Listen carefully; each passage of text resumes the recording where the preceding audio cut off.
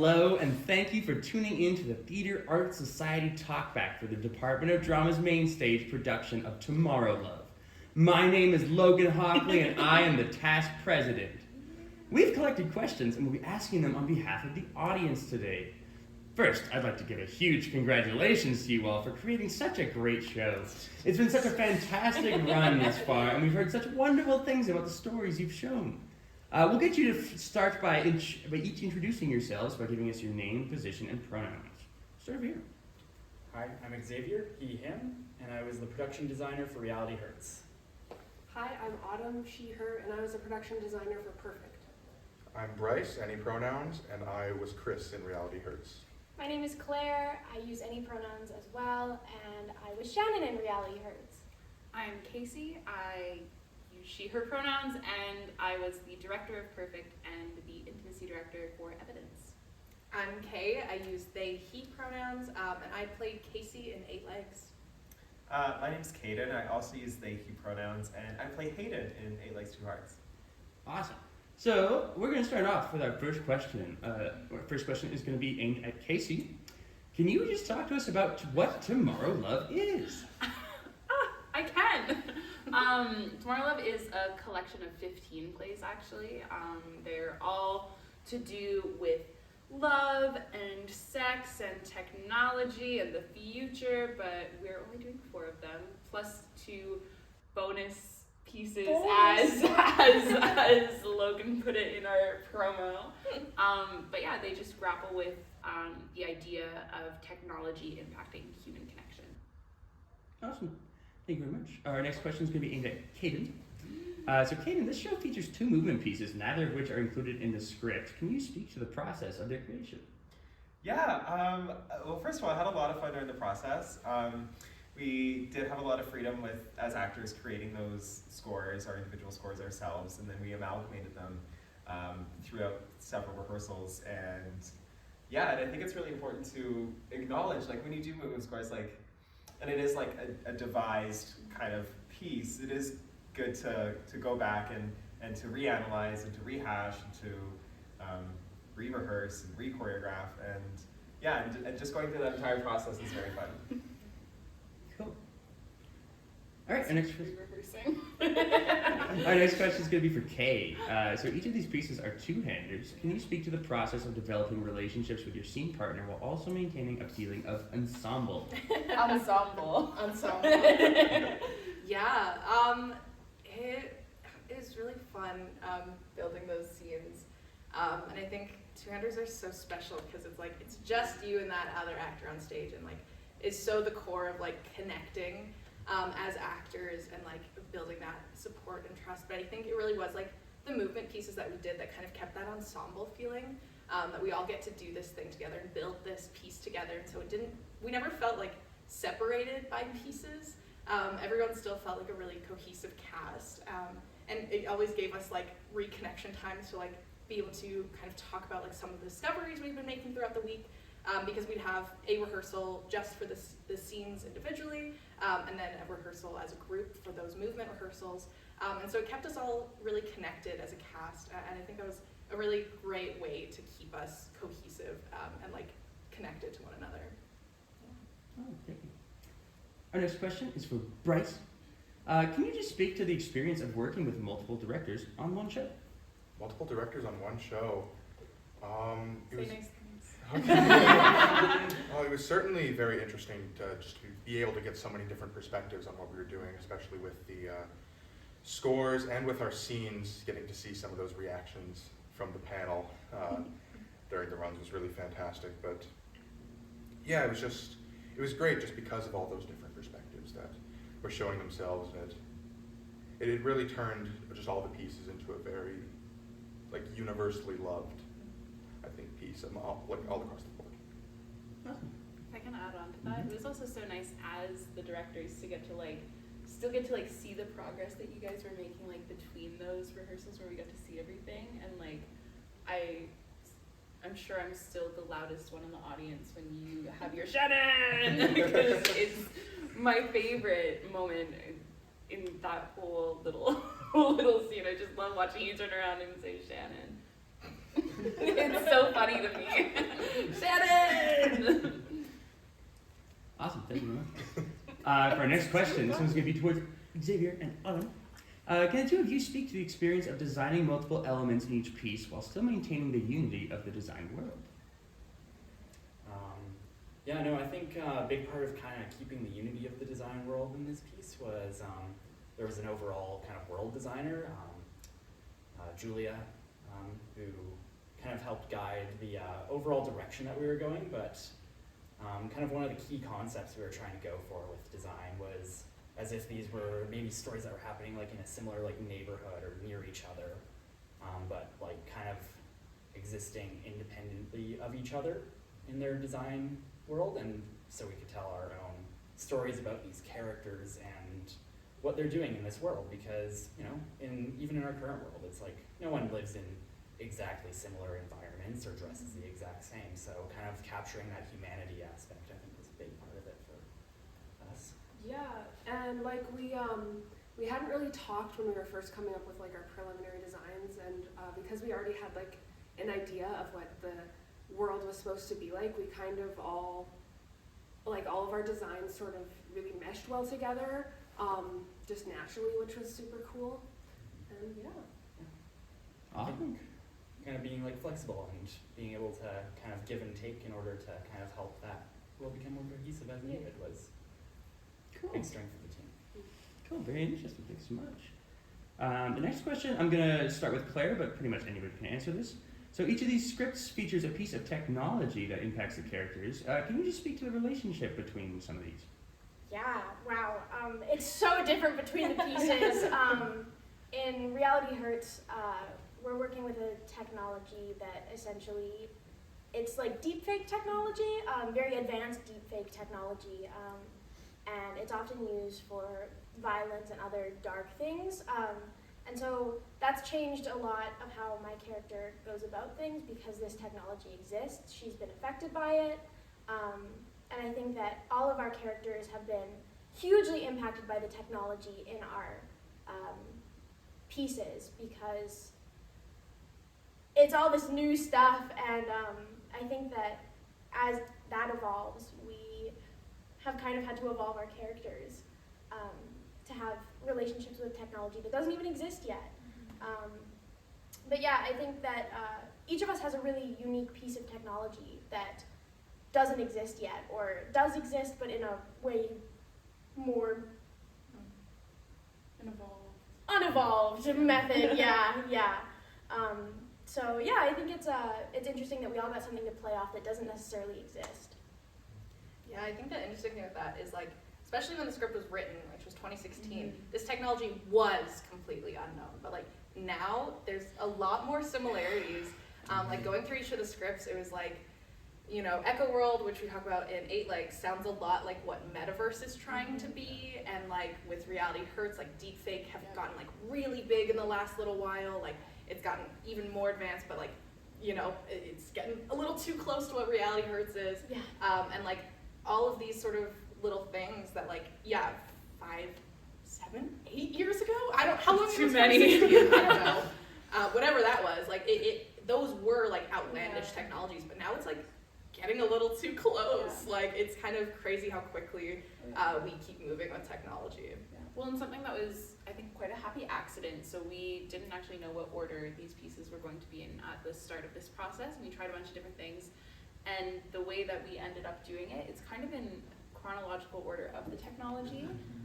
So we start with 8 Legs, where it's like VR, and we have VR right now, like probably not to the extent that Kacie uses it, but like it's active in our society. And then deepfakes is like it's really real. rapidly growing. Like even right now, like looking at AI generated voices like are like circulating online right now, where it's like, and they sound so real. Like I would be like, oh yeah, like that person said that, and it's like Deepfakes have been in the news lately. Yes, absolutely. Especially with certain content. Yeah. Like it's a huge pressing issue. Yeah, well, and then like Perfect is like a simulation, which is kind of just building off of the technology of 8 Legs, of like just pushing it further and getting more and more immersive. And then really with evidence, like it's kind of stemming from MRIs, like in a lot of way. Like it's just evolving technology that we already have. Neurotechnology, Exactly, yeah.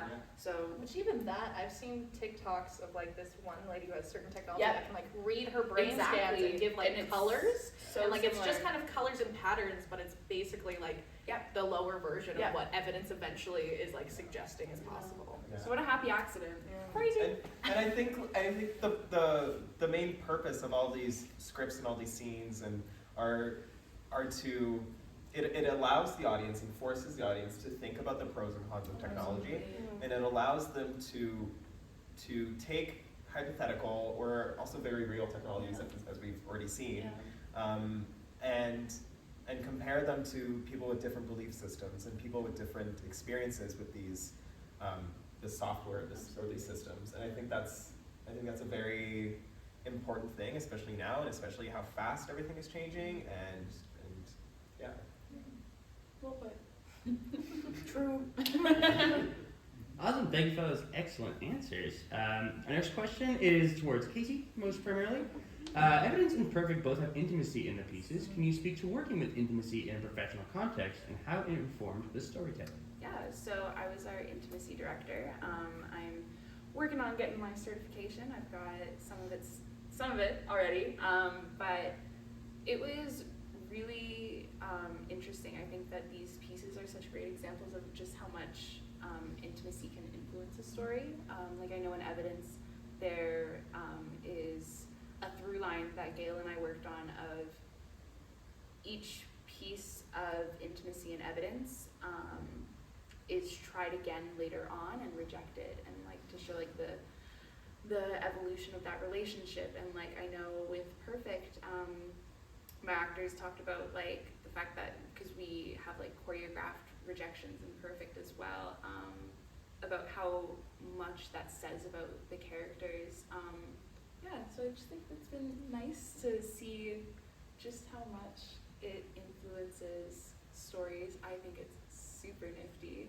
And yeah, and I know like for like Reality Hurts and Eight Legs, like you guys didn't have intimacy necessarily in your scenes, but those practices were really like pretty universally adopted amongst our cast, which is so nice and Like, such a relief. Yeah, like I can't speak to intimacy, but I can speak to the intense high emotion of like needing to check in before and then check out after because you can't carry that with you. Oh, absolutely, yeah. Well, and that's like half of what my training's about is like working on consent in spaces, and I'm very grateful that this cast all was so open to bringing in those practices because they're new practices. Cool. Next, I'd just like to pitch a question to everybody. Were there any particular challenges that stood out to you guys that you thought you want to talk about a bit? Whether it be technical, whether it be performance, anything? I mean, I think one of the biggest challenges for me was having 4 directors, especially when it came to like our movement pieces, because everybody had such great ideas was the problem. And we had so many ideas, but we had a hard time getting them down to like the final ideas in the end. So it was a little bit challenging because it was like you got different opinions from people who all have the same like social standing. They're all your director, and they would give you different opinions, and you would be like, which was a little bit like terrifying sometimes and stressful, but at the end of the day, like it did lend itself really well to the piece, but it certainly was challenging for me. I think as an actor, for Eight Legs, Two Hearts anyway, it's a little, the script is a little bit more difficult than what we're used to, I think, as actors. Like I have a whole monologue that's just hums and haws and oohs and silences, and I think taking these scripts, and because they're almost verbatim, it feels in a way, and I think like really hitting those emphases on the words and finding the silences in those sentences, and taking the time to process what those characters are thinking, but also at the same time being super, super present, because they are two-handers, and so you do need to have all these balances between all the facets. lots going on. I'd like to touch on an aspect design-wise. Yeah. Working with the rotate. And kind of taking into consideration all of the angles that the audience is going to be viewing this piece from.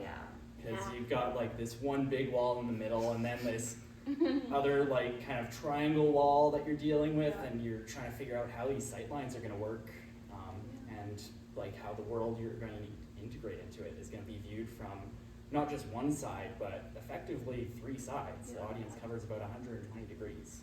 Well, and the cast saw us directors, me especially, running around the space trying to get all the angles, like every rehearsal. So it's like you don't want to put like a set piece that's gonna like block half your audience or light it in such a way that looks really cool from one side, and then the other side's gonna be like, I can't see them. So kind of keeping all of that in mind has been a very challenging aspect of this piece for me. Another aspect that I found a little challenging is there's 4 shows in like one show, so you're sharing your space with 4 other like whole shows, so you can't, all of the stuff that you design has to be easily taken off of the base set, which, you know, made me have to think a little bit harder about some things. And then we all had like a base like light plot that was done and stuff, so there we had like certain restrictions in that.